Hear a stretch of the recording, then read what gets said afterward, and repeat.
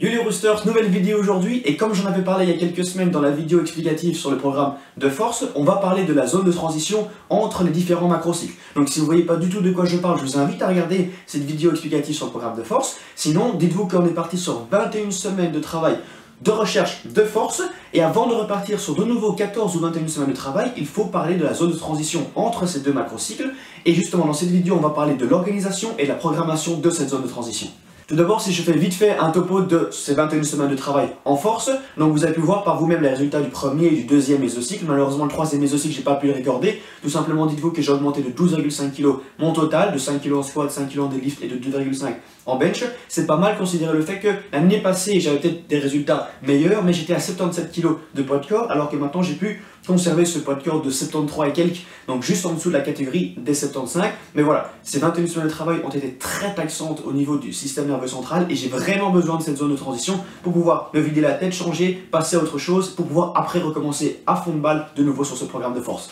Donc maintenant, il va falloir déterminer la durée de cette zone de transition, mais aussi quelle méthode d'entraînement utiliser. Donc précédemment, j'avais parlé d'une zone de transition de 4 à 5 semaines. Personnellement, je vais plutôt tabler sur 10 semaines. Donc là, vous allez me dire, what, mais c'est carrément le double. En fait, il n'y a pas de règle par rapport à cette durée de zone de transition. Si, par exemple, vous sortez de 21 semaines de travail à fond de balle, les résultats progressent bien, vous êtes frais, vous avez déjà envie de repartir sur un programme de force, 4 semaines, c'est amplement suffisant, vous êtes encore frais. Par contre, si vous sortez de ces 21 semaines de travail éreintés, les résultats sont de plus en plus petits, vous êtes fatigué, vous n'avez plus envie d'aller à l'entraînement, c'était plutôt mon cas vers la fin de ces 21 semaines, il faut alors tabler sur une zone de transition plus longue pour laisser au corps le temps de récupérer, changer tout ça, se vider la tête, permettre au système nerveux de récupérer et après de repartir.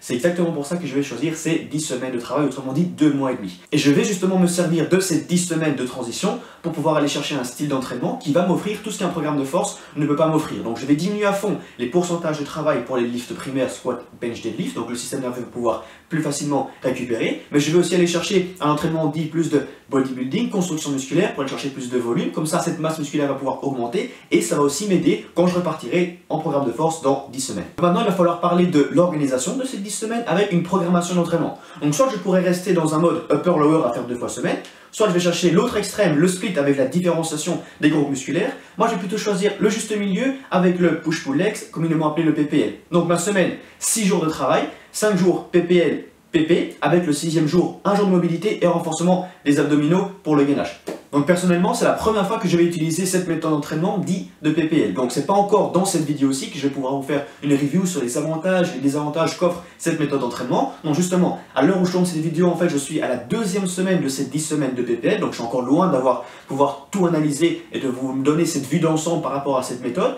Ça viendra après ces 10 semaines de travail dans une vidéo consacrée à une review du PPL sur la chaîne.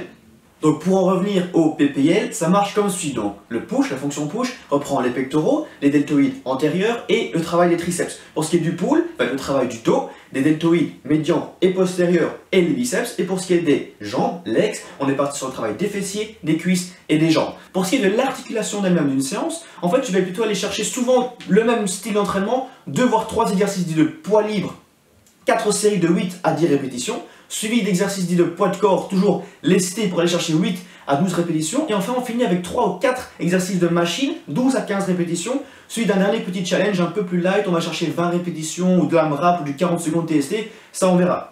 En tout cas, ça me donne un panel d'entraînement que je vais pouvoir vous proposer sur la chaîne avec énormément de routines différentes, d'exercices différents, à partir desquels vous allez pouvoir vous inspirer pour créer vos propres séances. Et justement, c'est plutôt à ça que va servir ces 10 semaines de travail, moi à me changer la tête, à changer d'entraînement, et vous pouvoir vous inspirer des routines qu'on va proposer sur la chaîne. Et j'espère en tout cas que ça vous plaira.